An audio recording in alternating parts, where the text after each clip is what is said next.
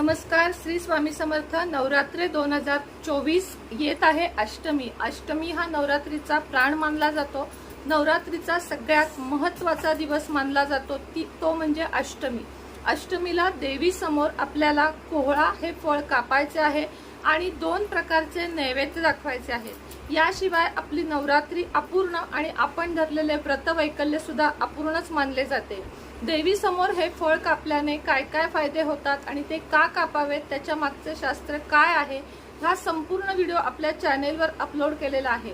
त्याचप्रमाणे या दिवशी कोणते 2 नैवेद्य दाखवावेत जे माता लक्ष्मीला म्हणजे आपल्या कुलदेवीला माता भगवतीला खूप जास्त प्रसन्न आहेत, आवडते आहेत, ह्याचा सुद्धा व्हिडिओ अपलोड केलेला आहे. तर तो नक्की चॅनेलवर जाऊन तुम्ही आवर्जून बघावात.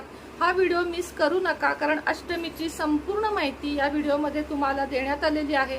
तर व्हिडिओ नक्की